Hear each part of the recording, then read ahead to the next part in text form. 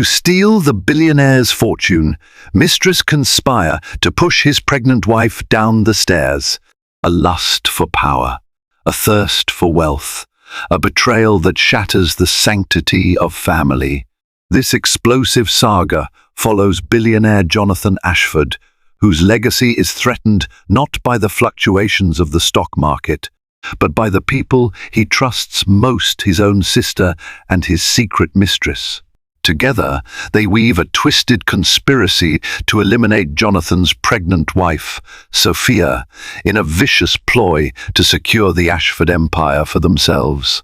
In a single horrifying moment, one fateful push down a grand marble staircase, a web of deceit begins to unravel. Will Sophia's fall topple the entire Ashford legacy, or can justice prevail?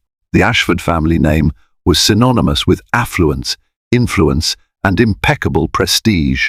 Their wealth spanned generations, starting with the first Ashford shipping venture in the mid-1800s.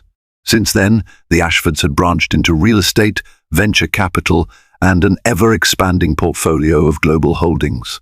At the helm of the modern Ashford empire stood Jonathan Ashford, a charming and astute billionaire who had expanded his inheritance exponentially. With every deal he closed, every partnership he forged, his personal star ascended. Jonathan's wife, Sophia Delgado Ashford, was a philanthropic force known for her humanitarian efforts. She had once been a rising architect, recognized by the American Institute of Architects, until Jonathan swept her off her feet. The two married in a lavish ceremony at St. Patrick's Cathedral in New York, with tabloids broadcasting the event as if it were a royal wedding. Sophia put many of her architectural ambitions on hold to support her husband's business dealings and to plan for a family, both of which she did wholeheartedly. Behind the surface glitz, however, dark undertones existed. Jonathan's younger sister, Victoria Ashford, carried a quiet resentment. She believed that, as an Ashford by blood rather than by marriage, she deserved a larger share of the family legacy. Growing up, Victoria had always played second fiddle to her older brother. Even as a child, Jonathan was lauded for his intelligence, ambition, and leadership qualities, while Victoria was indulged merely as the pampered princess. As an adult, she gravitated toward the fringe of high society, attending galas more for social climbing than genuine philanthropy. Jonathan's carefully guarded secret was Cassandra Moore, his long-term mistress. He'd met Cassandra 5 years prior at a private investor summit in Monaco. At first, she was just another striking woman in a glittering gown, her auburn hair tumbling over bare shoulders. But their momentary conversation sparkled with chemistry. Cassandra was an ambitious event planner who had an uncanny ability to connect with wealthy magnates, and Jonathan was no exception. Soon enough, they were entangled in an affair that Jonathan justified as harmless. He told himself it did not negate his love for Sophia. It was just an indulgence, an escape from the pressures of empire building. But Cassandra had grown more demanding. She coveted the Ashford name, fortune, and power. She was tired of being a secret, relegated to stolen weekends in private villas and exclusive resorts.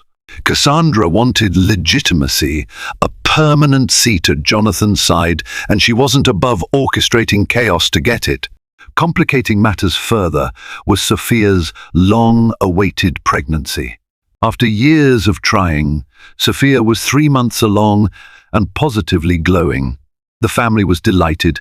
The media raved about another heir to the Ashford dynasty. Yet in the shadows, envy festered. Victoria realized that with Sophia pregnant, the unborn child stood next in line to claim a significant share of the Ashford wealth, potentially diminishing her slice of the pie. Cassandra saw her own dreams of marrying Jonathan growing dimmer, believing that a baby would tether him more firmly to Sophia. Unspoken resentments and simmering desires coalesced. No one would have predicted the horrific plan that Victoria and Cassandra would eventually hatch. But in the relentless pursuit of wealth, some people will cross any boundary. Victoria Ashford was the first to notice the subtle shift in Jonathan's demeanour. Ever since Sophia's pregnancy announcement, Jonathan seemed more focused on family matters. At the weekly board meetings, he often found himself distracted by the thought of nursery colours and baby names. While the company continued to thrive, his personal sense of purpose had grown even more profound. He was about to become a father, an event that stirred him far more than any business deal could. For Victoria, this evolution was vexing. She had tried in her own ways to insert herself into Jonathan's life, hoping to leverage her status as the eccentric little sister to land influential roles within the Ashford empire. Yet Jonathan remained largely unimpressed by her business acumen. He had entrusted certain philanthropic committees to Victoria, but never the substantial responsibilities that translated to real power or robust financial control. She had to be content with a mere trickle of the vast Ashford fortune. That frustration boiled over one evening at a black tie charity gala. Victoria, draped in a designer gown, lingered by the bar, swirling a martini, when she overheard two businessmen discussing Sophia's pregnancy. Their hushed conversation implied that Jonathan was preparing a generational wealth trust for his unborn child, a trust so large it would eclipse nearly any single bequest to other family members. The men clinked glasses and moved on, leaving Victoria stewing. A few days later, she arranged a luncheon with an old friend, Rosalind Chambers, a private financial advisor known for her discretion. Over a hushed conversation in a hidden corner of a five-star restaurant, Victoria tested the waters. Rosalind, hypothetically, if a major heir or heiress to the Ashford fortune were to vanish, how complicated would it be to maneuver the estate? Rosalind, a sharp-eyed woman in her 40s, studied Victoria's face. Vanishing heirs? That's not a small hypothetical. The complexities depend on wills, trusts, and other legal documents. Why the sudden curiosity? Victoria waved her question away with a forced laugh. Just exploring family gossip. You know how it is with these old money dynasties. Everyone's always anticipating the next big shift. Rosalind didn't press further. But as Victoria left, she noticed a troubling gleam in her friend's eyes, hinting that this was no mere hypothetical. In the meantime, Cassandra Moore had grown impatient in her role as secret mistress. She still had access to Jonathan, but recently he'd become less available, citing the need to care for his pregnant wife. Cassandra's gifts were fewer, the clandestine meetings more sporadic. She felt overshadowed by Sophia and the future child. One evening, she confronted Jonathan in a luxury hotel suite where they occasionally met. Dressed in a silk robe, she vented her frustration. "You promised me a life by your side. Are you expecting me to wait forever while Sophia and that child take precedence?" Jonathan, exhausted from a day of negotiations, responded with exasperation. "Cass, I never promised marriage. I told you from the start, I have obligations. A child changes everything." Those words were like a punch to Cassandra's gut. She knew a child would bind Jonathan more tightly to Sophia, eroding any hope of making their relationship official. If only that pregnancy hadn't happened. She slammed the door behind her when she left, blinking back tears of fury. As chance would have it, fate soon aligned the paths of Victoria and Cassandra. Both women recognized a shared frustration with Sophia's pregnancy. It began with guarded, coded discussions, each one testing the other's intentions. Over time, they grew bold enough to speak openly. The unborn child was an obstacle, and so was Sophia. One sultry evening, in the lounge of a chic midtown hotel, they had a meeting that would set into motion events none could reverse. Over a bottle of expensive champagne, Victoria expressed her resentment of how the Ashford fortune would soon be funneled towards Sophia's baby, leaving her with scraps. Cassandra reciprocated with venomous complaints about the child, tying Jonathan permanently to his wife. And so, a whispered pact was formed, a horrifying plan to solve both their problems in one decisive move. Weeks passed, and the alliance between Victoria and Cassandra intensified. They met clandestinely, sharing details about Sophia's daily routine, potential vulnerabilities, and ways to stage an accident. Both women were cunning enough to recognize that a poorly executed scheme could ruin them. They needed to ensure that if anything suspicious happened, blame would fall elsewhere, or, better yet, nowhere at all. Sophia remained blissfully unaware of the danger. Eager about her pregnancy, she had devoted more time to philanthropic causes, especially those involving underprivileged mothers and children. The city's tabloids adored her, the philanthropic beauty, pregnant with the next Ashford heir. Jonathan's stock soared in the eyes of the press, painting him as a caring husband and soon-to-be father. It was a perfect story, so perfect that no one guessed a violent undercurrent was about to break the surface. Though the sisters-in-law rarely saw eye to eye, Sophia had tried to maintain cordial ties with Victoria. She invited Victoria to a small dinner party at the Ashford penthouse to celebrate the second trimester of her pregnancy, a milestone that doctors said was especially safe for both mother and child. Jonathan was out of town on business, but Sophia still wanted a quiet celebration with a few friends. She saw it as a chance to mend whatever hidden rifts might linger. Naively, she extended an olive branch. Victoria accepted the invite with feigned enthusiasm, then immediately informed Cassandra. "This is perfect," Victoria whispered over the phone. "A small gathering, fewer eyes. Let's see if an opportunity presents itself." On the night of the dinner, the Ashford penthouse was a vision of understated elegance. White roses in crystal vases adorned the dining table, candles flickered, and the city lights twinkled through the floor-to-ceiling windows. Sophia, glowing and radiant in a loose-fitting designer gown, greeted Victoria at the door with a warm smile. "I'm so glad you could make it," she said. Victoria smiled politely, handing Sophia a small box. "A gift for you and the baby." Inside was a delicate silver rattle engraved with the initials AA for Ashford's heir, though the baby's gender and name had yet to be decided.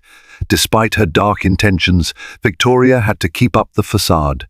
A few close friends attended as well, including Annika Patel, Sophia's confidant from her days in architecture school, and Elaine Carter, a socialite known for her impeccable hosting tips. Unbeknownst to everyone else, Cassandra Moore arrived late. She was not on the official guest list. Sophia would never have invited her personally, but Cassandra slyly convinced the doorman. She was a business associate of Jonathan Ashford, claiming she needed to drop off urgent documents. In the swirl of arrivals and casual chatter, she slipped into the penthouse unnoticed. Lurking in the corridor outside the main room, her heart pounded with adrenaline. The plan was not fully finalized. They weren't sure if tonight was the moment to strike, but Cassandra wanted to gather intel. Where were the security cameras? How many staff were around? Did Sophia ever walk by a set of stairs alone?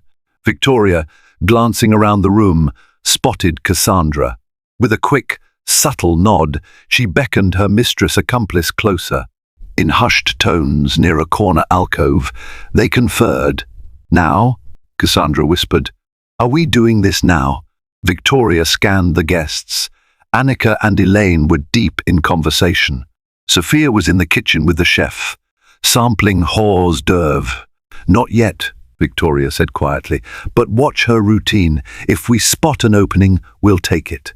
They got their chance when Sophia excused herself to fetch some special herbal teas from an upper-level pantry. The Ashford penthouse, sprawling across 2 floors, had a grand circular staircase that connected the living areas below with private rooms above. As Sophia began her ascent, Cassandra and Victoria exchanged a charged look. This was a perfect scenario. If Sophia fell down that massive staircase, it could easily be chalked up to a tragic accident. Cassandra quietly moved into position at the foot of the stairs, pretending to admire the artwork. Victoria trailed a few steps behind Sophia, her pulse racing. Her hands trembled, but she swallowed her nerves, reminding herself of the goal: the unborn child must be eliminated. The baby threatened her share of the Ashford estate, and Cassandra had her own reasons to want Sophia out of the picture. But at the last moment, Annika Patel called up from the foyer. "Sophia, can I help you find something? You shouldn't strain yourself lifting boxes around." Her voice echoed, halting Victoria in her tracks. The plan was foiled. For now, Annika bounded up the steps to accompany Sophia, and the pregnant wife welcomed her friend's assistance with a gracious smile. Victoria glided back down, trying to mask her disappointment. Cassandra, reading the situation, slipped out of the penthouse as quietly as she had arrived, leaving no trace of her presence. Their carefully orchestrated accident had to wait for another day. As the dinner party wound down, Sophia noticed Victoria's uncharacteristic tension. Victoria was usually aloof or indifferent at social gatherings, but tonight she seemed downright fidgety, her eyes constantly darting toward the staircase or the upstairs landing. Sophia chalked it up to a personal issue. She made a mental note to reach out to Victoria later in case her sister-in-law needed support or was dealing with some private dilemma. Yet Sophia also felt an odd chill, as if some presence had lingered around the penthouse that night, someone besides the invited guests. She couldn't quite put a finger on it, but glimpses of a figure, the faint impression of footsteps outside the dining area, stuck in her mind. When she asked the butler if anyone else had arrived, he looked perplexed. "No one that I'm aware of, Mrs. Ashford." The doorman mentioned a woman with documents, but he thought she left. It was enough to spark a tiny thread of unease. Sophia brushed it aside for the time being, focusing on the fact that the evening had concluded smoothly, with no mishaps to speak of. But a seed of suspicion had been planted, one that would quietly grow over the coming days. Meanwhile, Jonathan returned from his business trip the following day. He entered the penthouse with fresh flowers for Sophia, apologizing for missing the celebration. "I heard you had a small dinner? Sorry to have missed it," he said, kissing Sophia's forehead gently. "That's all right. Victoria was here. So were Annika and Elaine," she recounted, leaning into her husband's embrace. "It was lovely. Except, well, I think someone else came by. Uninvited. I'm not sure who, but I sensed it." Jonathan raised an eyebrow. "Do you suspect anything was taken? Should I have security check the cameras?" Sophia paused, uncertain whether she was overreacting. "No, it's probably nothing. Maybe my imagination, or just staff passing by." She forced a small laugh.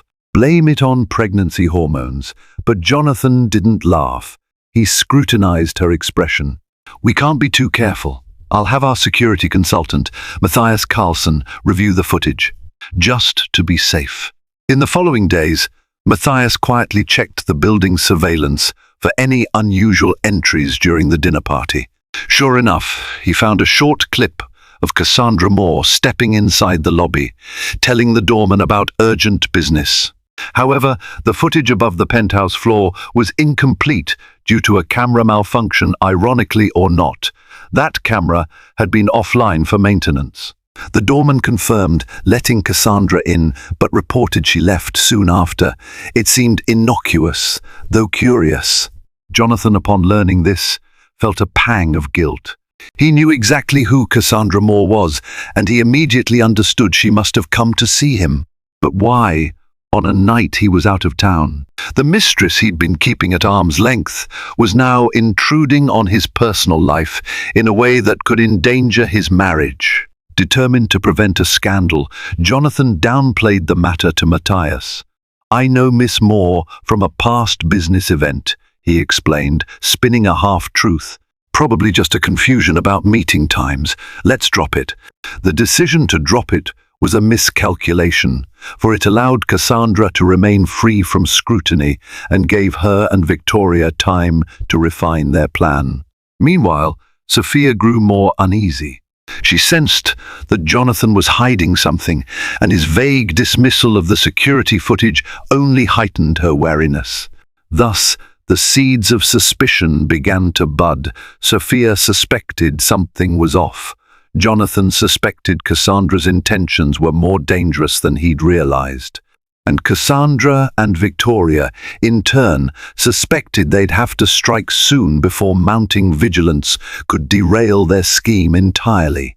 Cassandra did not sit idle. She recognized that her appearance at the Ashford penthouse, even if fleeting, risked raising suspicion. Knowing Jonathan, he would connect the dots. And if he sensed any malicious plot, he might turn on her. So she ramped up her manipulative charm, texting Jonathan with carefully curated messages, apologies layered with enticement. "I'm sorry about the other night. I thought you were home. I had crucial documents. Let me make it up to you sometime." Jonathan's responses were tepid at best. He was growing increasingly concerned about her erratic behavior, especially with Sophia's pregnancy. Cassandra read the distance in his replies and felt panic rise. It was becoming clear that unless she took drastic action, Jonathan might sever ties entirely. On the other side, Victoria felt cornered by her own frustrations. She had used her position in the Ashford philanthropic committees to glean information about the estate's financial reorganizations. Indeed, Jonathan was restructuring assets to include a grand trust for his child. Victoria's potential inheritance would be comparatively smaller unless something changed. Spurred by desperation, Victoria arranged another secret rendezvous with Cassandra. They convened in a discreet booth at an upscale lounge, concealed by velvet curtains and the low hum of background jazz. After ordering a cocktail, Victoria leaned forward, her voice quivering with intensity. "We nearly had our moment at the penthouse stairs, but that meddling friend, Annika, intervened. We can't rely on luck next time." Cassandra folded her arms across her chest, nodding. "We need a situation where we can control the environment. Another staircase, maybe, or something even more certain. An accidental car crash, perhaps." Victoria hesitated, eyes flicking around to ensure no one was eavesdropping. "A car accident might leave too many traces. We want something that looks like a domestic mishap. That huge staircase at the Ashford family estate in upstate New York. You remember the old manor? My father had it built with a sweeping, curved staircase, dangerously steep. Sophia's never been comfortable there. She's visited only a few times." Cassandra nodded thoughtfully. "Interesting. Can you orchestrate a visit there? Jonathan's been meaning to do a weekend getaway before the baby arrives. I can hint at wanting a small family gathering, just us, maybe a few staff. If we can isolate Sophia near those stairs." The conversation carried on, each detail more chilling than the last. They discussed potential times, carefully weighing Jonathan's schedule. A critical point emerged. They needed to ensure Jonathan's absence, or at least his distraction, during the actual event. After all, he might suspect foul play if he witnessed Sophia's accident up close. They parted with a renewed sense of purpose and a timeline forming. Time was pressing. Sophia's pregnancy was now 4 months along, and each passing week made their plan riskier. If they waited too long, the baby might be born a living heir, complicating inheritance lines further. They resolved to act soon, but even as they meticulously plotted, doubt and guilt gnawed at them. Victoria found herself waking in the dead of night, heart pounding, imagining her parents' disapproving faces from beyond the grave. Cassandra sometimes paused during her daily routine, catching her reflection in a mirror and wondering how she had spiraled to this point, scheming to harm a woman who had done nothing to her except exist as an obstacle. Yet, the lust for wealth and status overshadowed their fleeting pangs of conscience. They were too far gone to turn back now. The path was set, and the only question that remained was when and how they would push Sophia Ashford into a life-threatening accident that would destroy her unborn child and, in their minds, secure their future fortunes. While the conspirators laid their trap, life in the Ashford household carried on with deceptive normalcy. Jonathan continued managing his multinational deals, traveling intermittently. Sophia busied herself with an interior renovation of the penthouse nursery, determined to create a tranquil space for her baby. She oversaw the installation of pastel murals and hand-carved wooden furniture, occasionally leaning on Jonathan's assistant or her friend Annika for help. Between phone calls and design sketches, Sophia felt an undercurrent of tension creeping ever closer. Her instincts told her something wasn't quite right. Every so often, she caught Victoria watching her with an unreadable expression, and though she tried not to dwell on it, memories of seeing or sensing Cassandra Moore's presence at the dinner lingered. She tried to bring up Cassandra's name to Jonathan, but he dismissed it as an old contact or a minor confusion. There was no real reassurance in his words. Jonathan, for his part, was torn. He knew Cassandra was pushing boundaries, and he feared that if Sophia ever learned the truth of their affair, it would devastate her, especially in her delicate condition. Torn by guilt, he contemplated ways to extricate himself from Cassandra's grip permanently. He even considered telling Sophia everything, risking her wrath in exchange for total honesty. But each time he gathered the courage, the weight of potential fallout made him hesitate. He didn't want to add stress to Sophia's pregnancy, nor did he want a media scandal that could shake the Ashford empire. During one of Victoria's visits to the penthouse, she casually mentioned the idea of a weekend family retreat at the Ashford estate in upstate New York. "It's been ages since we all visited," she said, sipping tea. "The fresh air, the gardens, it'd be perfect for Sophia to relax." She glanced at her sister-in-law with what she hoped passed as genuine warmth. "You need a break from city life, dear. And once the baby arrives, traveling will be more complicated." Sophia considered the offer. Part of her was reluctant to go anywhere. She felt safer in her own home, surrounded by staff she trusted. But the suggestion of nature and solitude was tempting. She was, after all, a bit overwhelmed by the incessant pace of Manhattan. Maybe the quiet estate could indeed help her distress. "That sounds lovely," she replied. "Let's plan for next weekend, if Jonathan can get away from his meetings." Victoria smiled, triumphant. She texted Cassandra immediately after, letting her know they had an upcoming opportunity. Everything aligned. Jonathan would likely spend parts of the weekend immersed in remote work calls, leaving Sophia alone in the estate's labyrinth of hallways and precarious staircases. Cassandra, for her part, had a cunning plan to ensure she'd be nearby without arousing suspicion. As the weekend approached, tension thickened. Sophia found herself brushing off persistent nightmares, hazy images of tumbling headlong down a flight of stairs, her outstretched hands desperately trying to protect her unborn child. She chalked it up to anxiety, never imagining that her nightmares could soon become reality. The Ashford estate in upstate New York was a majestic property framed by centuries-old oak trees and rolling lawns. The main mansion, constructed in the late 19th century, boasted Victorian architectural flourishes, from sweeping turrets to elaborate stained glass windows. The centerpiece of the interior was the grand staircase, a wide, curved marvel of mahogany and marble, spanning 2 stories. It had been the site of countless family photographs, winter holiday gatherings, and formal events. Yet in the eyes of Victoria and Cassandra, it was a lethal opportunity waiting to unfold. Sophia and Jonathan arrived on a crisp Friday afternoon. The estate staff housekeepers, a groundskeeper, and a private chef welcomed them with warm smiles. Sophia inhaled the fresh country air, feeling a flutter of relief. Maybe the getaway would indeed be revitalizing.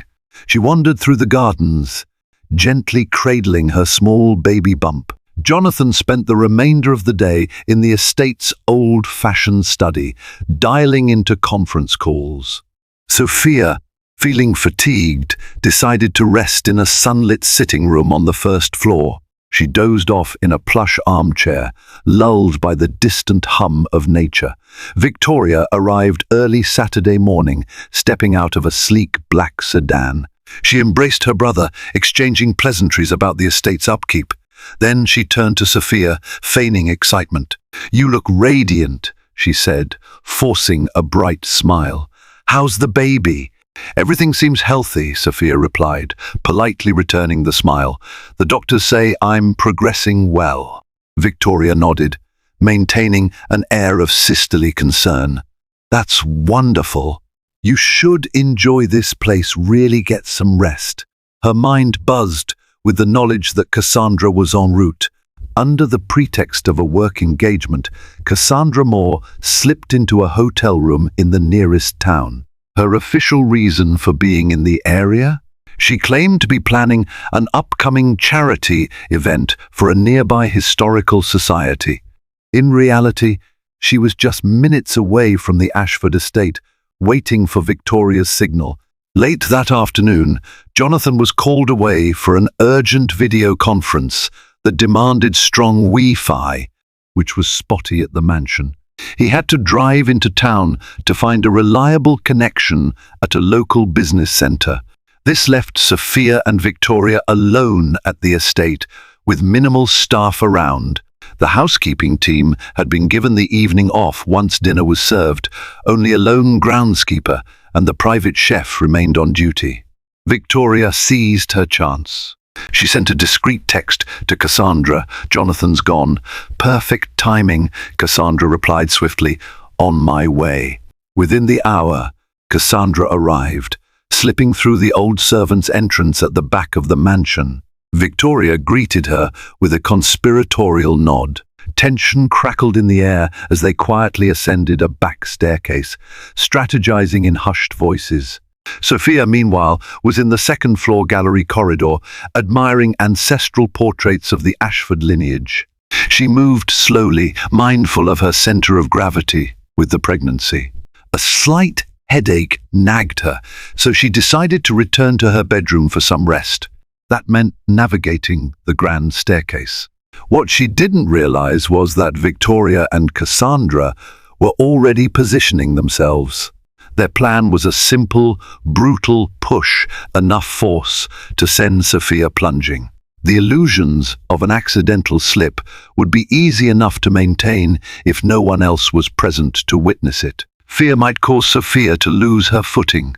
A tumble from that height could be catastrophic, especially for a pregnant woman. The mansion felt eerily quiet. Dimly lit sconces lined the hallway.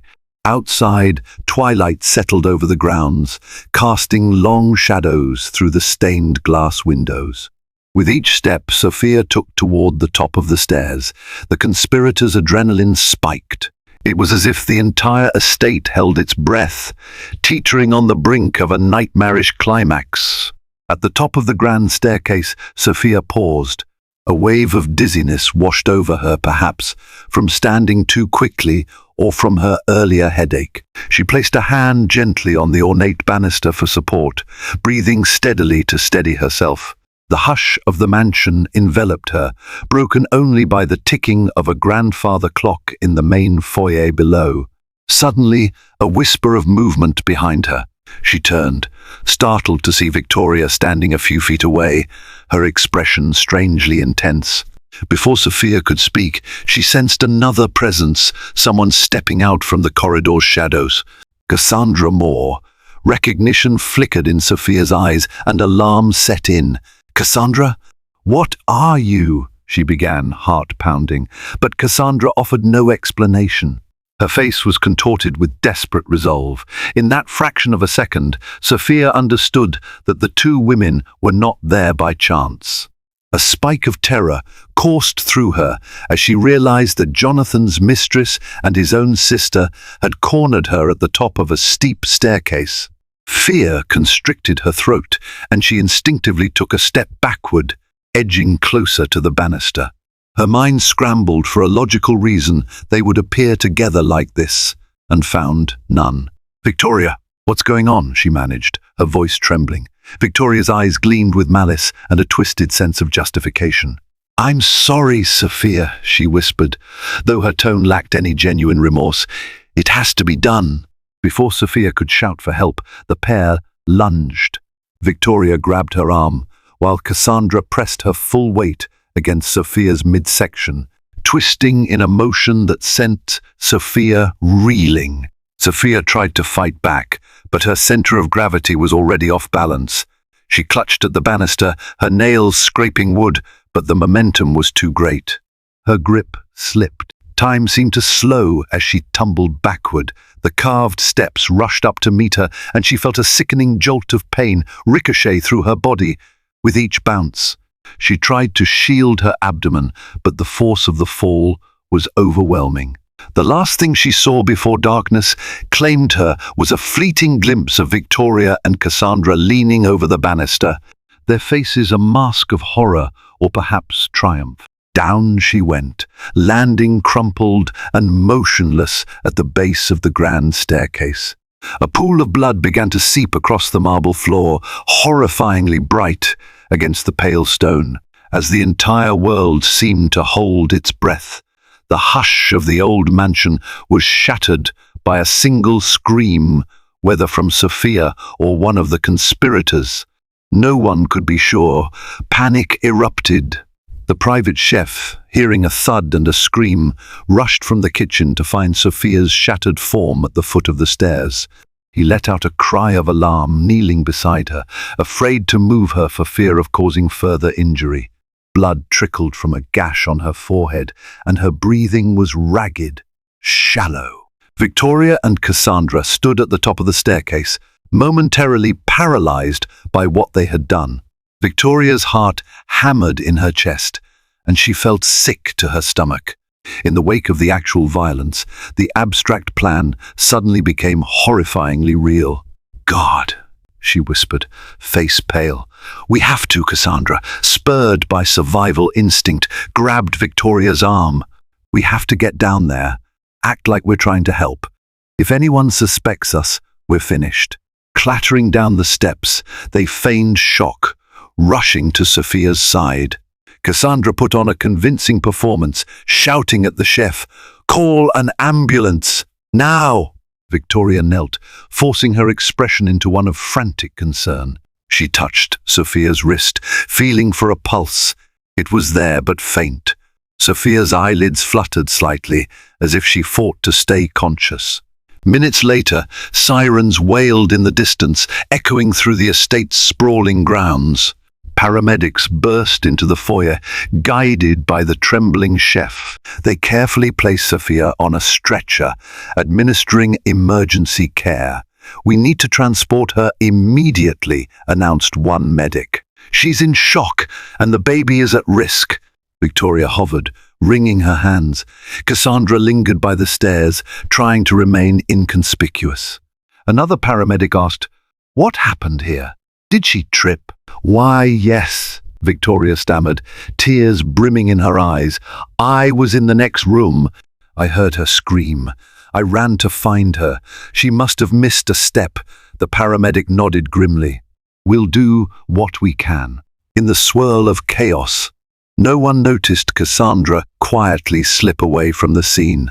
She made her exit through the servants' door, as planned. Her vehicle was still parked discreetly on a side road. Before driving off, she sent one terse text to Victoria, "Let me know what happens. Remember, accident." Meanwhile, Jonathan, still in town for his video conference, was alerted by the frantic calls from the estate. He raced back with dread coiling in his gut. By the time he arrived, the ambulance was already pulling away, sirens blazing. In a mixture of panic and rage, Jonathan demanded, "What on earth happened?" Victoria, tears streaking her cheeks, stammered through her rehearsed story. "She must have fallen, Jonathan. I heard a scream. It was terrible. She's badly hurt." Grief overcame him. He barely registered Victoria's presence as he climbed back into his car, determined to follow the ambulance to the local hospital. The entire drive, his mind churned with questions. Why had Sophia been on the stairs alone? How could such a horrifying accident occur in a place he thought was safe? Inside the mansion's foyer, the blood on the marble floor told a grim story. And in the chaos, one small detail went unnoticed, a single scuff mark on the top banister where Sophia had tried to cling on for dear life. Perhaps one day that mark would reveal the truth, that she hadn't merely tripped or missed a step. She had been pushed. Sophia arrived at the local hospital in critical condition. Doctors and nurses sprinted alongside her gurney, rushing her into an emergency operating room. The immediate concern was her head trauma and the extent of internal injuries that might threaten her life and the life of her unborn child. A top obstetric surgeon was called in to assess the fetus. Jonathan paced the waiting area, eyes red from worry. He left hurried voicemails with medical specialists in New York City, desperate to fly them in if necessary. Everything moved in a blur of white coats, beeping monitors, and sterile hallways. The smell of antiseptic filled his nostrils, and the fluorescent lights overhead buzzed oppressively. Victoria arrived shortly after, feigning supportive concern. She placed a hand on Jonathan's shoulder, hoping to appear the devoted sister. "Any news?" she asked quietly. He shook his head, exhaling shakily. "They're still operating. Her condition is dire." His voice broke. "I can't lose her, Victoria. And the baby god, we've wanted this for so long." A pang of guilt twisted in Victoria's stomach. For a moment, she felt the enormity of what she'd done. Her older brother, the man she grew up admiring in many ways, was on the verge of losing the woman he loved. The baby they both cherished might never draw breath. The tears that welled in Victoria's eyes were no longer just for show, but greed and fear quickly smothered her guilt. If she displayed too much remorse or contradictory emotions, Jonathan might suspect something. With a forced sob, Victoria wrapped her arms around him. "We have to hope for the best," she managed, adopting the role of a distraught sibling. Hours crawled by. At last, a surgeon emerged, peeling off a blood-stained gown. "Mr. Ashford?" Jonathan rushed forward. "Your wife is stable for now, but she sustained serious trauma. We had to perform an emergency procedure to stop internal bleeding. As for the baby," he paused, carefully choosing his words, "the baby's heart rate is faint. We're monitoring closely, but there's a risk of miscarriage or complications. It's too early to tell." Jonathan's body trembled with anguished relief. Sophia was alive for the moment. The child was at risk, but still there, still fighting. He wanted to see her. The surgeon gently explained that Sophia was in critical care and only immediate family could enter briefly. Victoria offered to wait outside, citing her own shaken nerves. Jonathan nodded, stepping into the dimly lit ICU room. There, Sophia lay unconscious, an oxygen tube in her nose, the fourth line snaking across her arms. Her head was wrapped in bandages, and bruises mottled her arms and shoulders. Jonathan's heart clenched. He approached her bedside, gently brushing hair from her forehead. "I'm here, my love," he whispered, voice breaking. Outside, Victoria slipped into a corner to text Cassandra. "She's alive. So is the baby. For now." Cassandra's reply came quickly. "We need to be careful. If she wakes up, she might remember everything." Victoria's chest tightened. She typed back, "Pray she doesn't." That night, Jonathan refused to leave the hospital, pulling a chair beside Sophia's bed. As the monitors beeped steadily, he thought back to every time he might have let Sophia down his secrets, his half-truths. Should she survive, he vowed silently to atone for them all. Little did he know that the greatest betrayal was not his alone, but that of two women plotting to finish what they started. News of Sophia's accident rippled through the Ashford business empire and New York's elite social circles.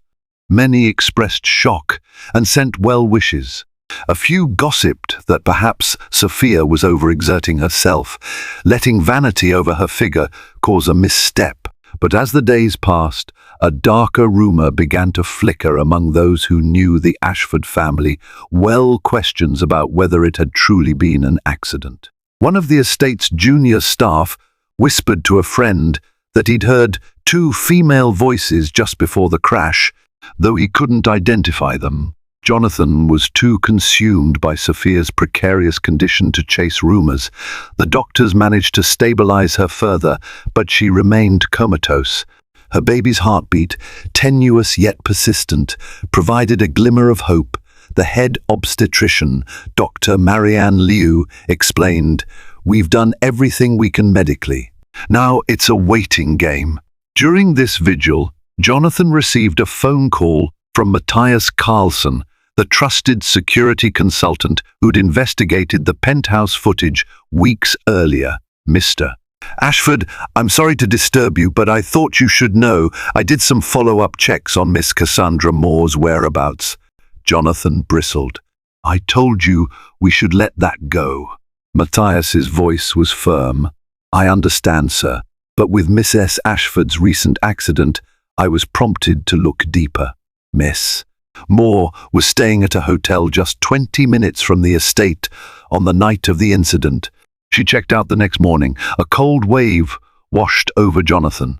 "That doesn't prove anything," he said quietly, but doubt churned in his mind.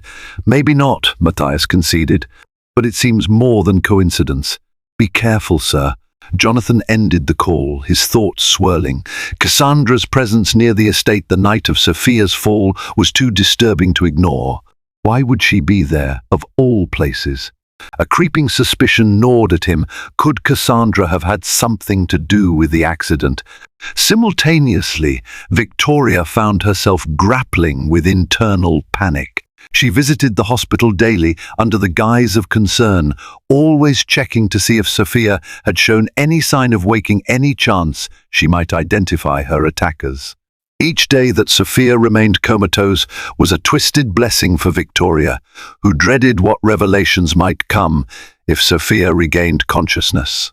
Cassandra, meanwhile, made herself scarce. She called Victoria sporadically, urging caution. "We need to prepare for every possibility. If she wakes up, we're done. We might need alternative measures." Victoria balked. "You mean sabotage her recovery? She's in the hospital, under round-the-clock care." "How could we possibly?" Cassandra exhaled. "I'm just saying, if something arises, we can't hesitate. We're already deep in this."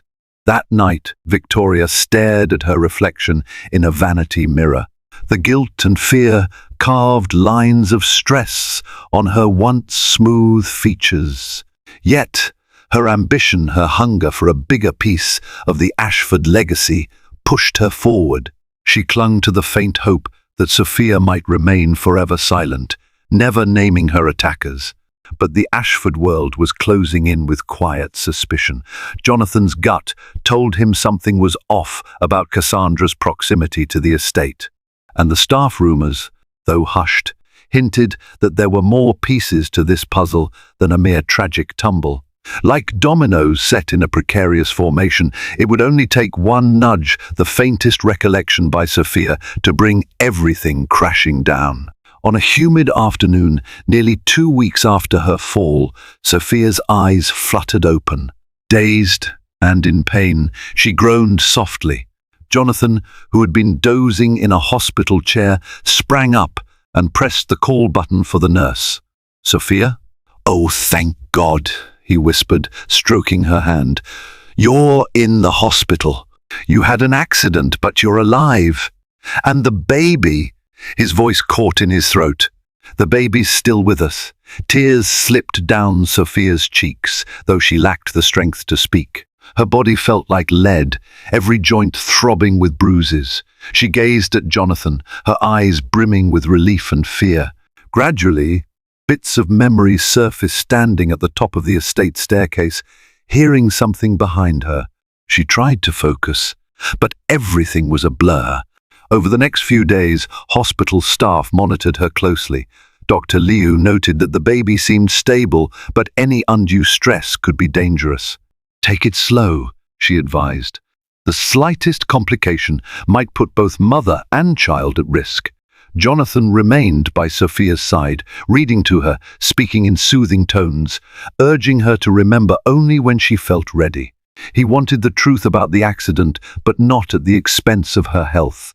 Yet beneath his gentle encouragement lay a simmering need to confirm or dispel his suspicions about Cassandra's possible involvement.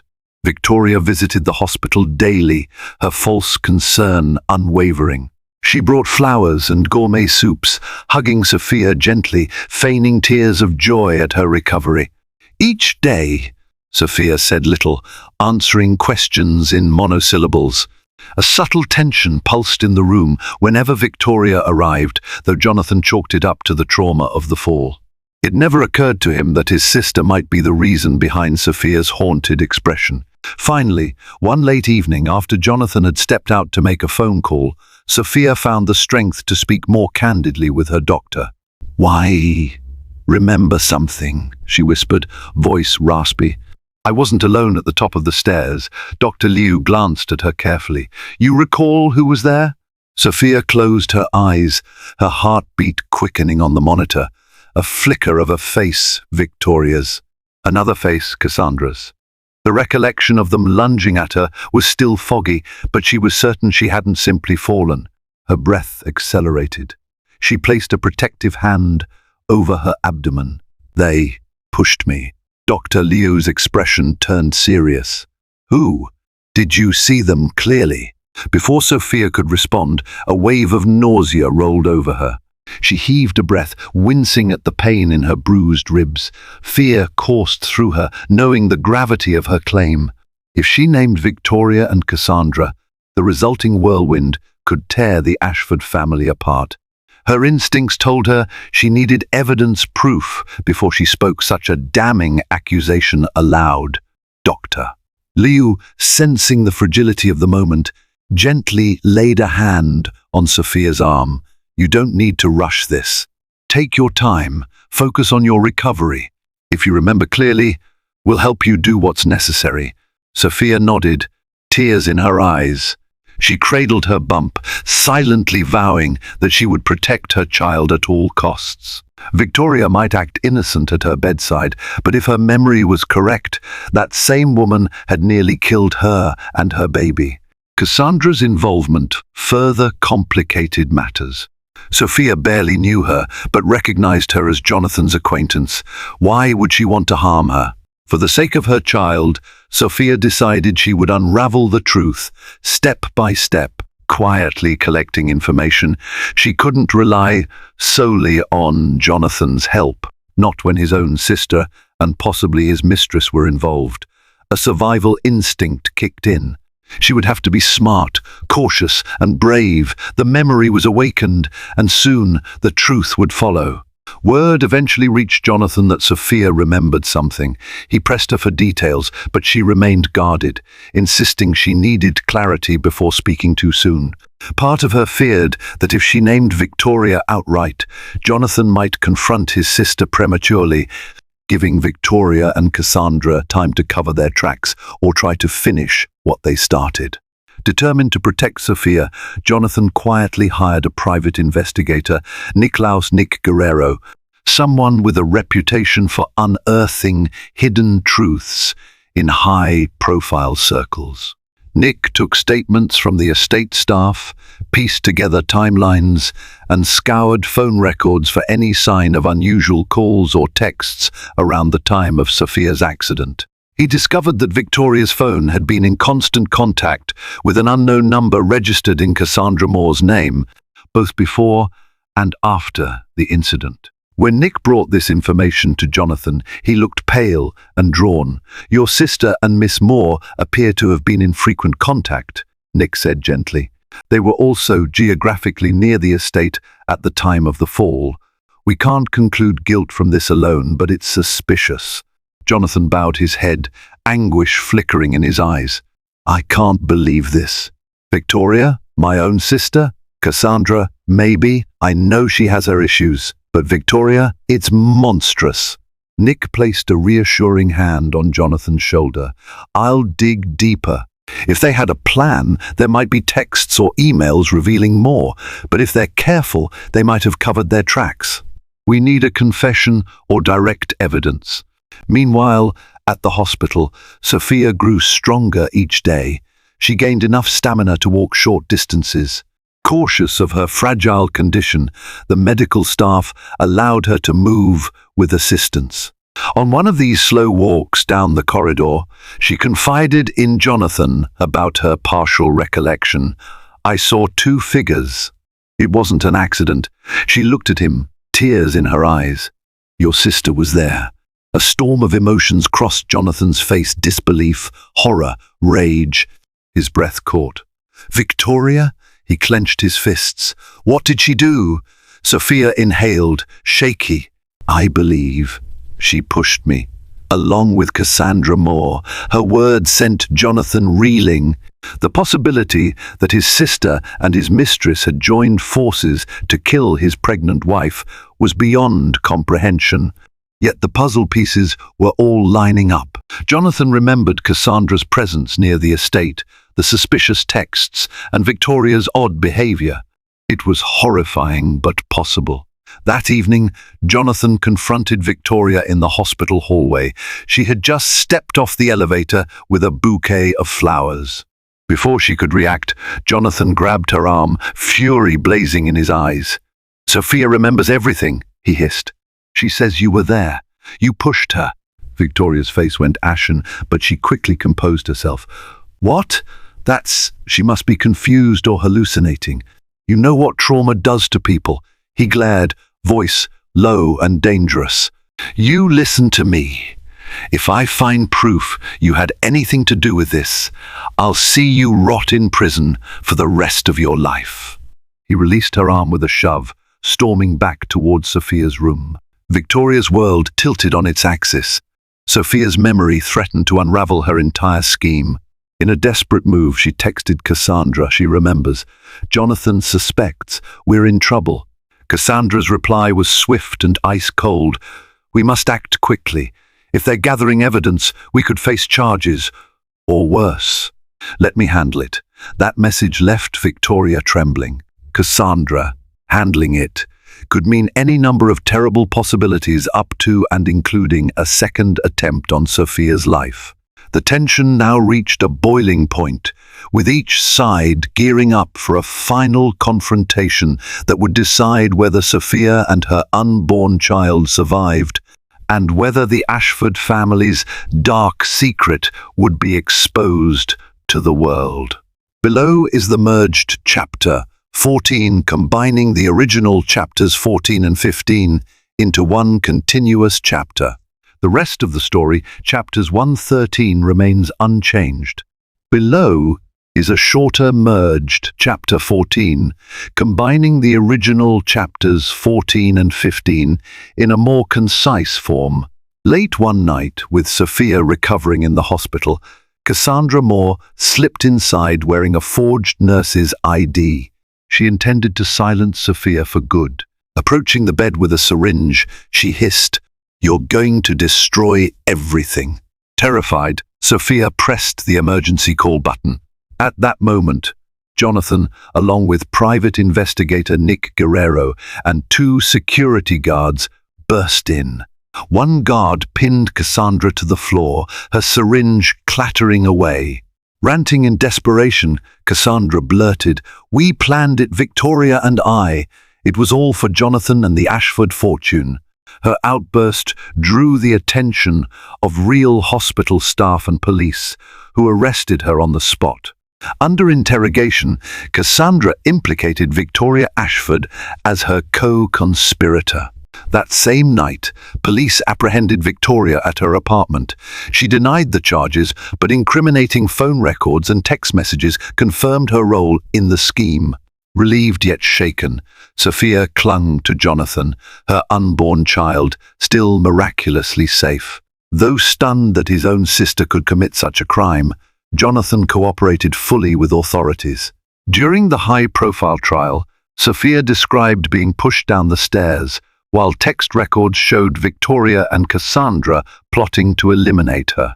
Found guilty of attempted murder and conspiracy, both women received lengthy prison sentences.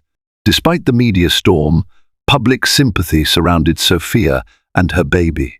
Jonathan faced his own guilt for allowing Cassandra into their lives, but vowed to rebuild his marriage on honesty. Gradually, Sophia healed physically and emotionally. Her pregnancy continued without further complications, and months later, she gave birth to a healthy baby girl named Aurora, symbolizing a radiant new beginning. The Ashford name remained linked to scandal, yet Jonathan and Sophia focused on their daughter and each other, forging a stronger bond through their shared ordeal. Though their past was haunted by greed and betrayal, they chose to embrace the hope of a new dawn, grateful that love and courage had ultimately prevailed.